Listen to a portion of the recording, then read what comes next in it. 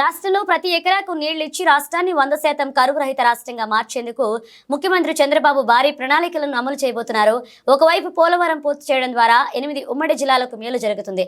పోలవరంతో ఉత్తరాంధ్రలోని 3 ఉమ్మడి జిల్లాలతో పాటు ఉభయ గోదావరి జిల్లాలు కృష్ణా, గుంటూరు, ప్రకాశం జిల్లాలకు పోలవరంతో లబ్ధి చేకూరుతుంది. అయితే గోదావరి నదిలో వరదల సమయంలో సరాసరి ఏటా 2 నుంచి 3 టీఎంసీల నీరు వృధాగా సముద్రంలో కలుస్తుంది.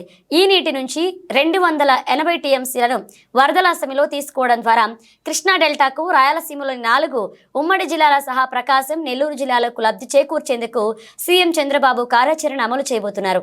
రాష్ట్రాన్ని కరువు రహితంగా మార్చేందుకు గోదావరి నీటిని బనకచెర్లకు తరలించడమే మార్గమని ముఖ్యమంత్రి చంద్రబాబు భావిస్తున్నారు. అందులో భాగంగానే గోదావరి వరద జలాలను తరలించడం ద్వారా రాష్ట్రానికి జలహారం కింద అన్ని ప్రాంతాల నీటి అవసరాలు తీర్చనున్నారు.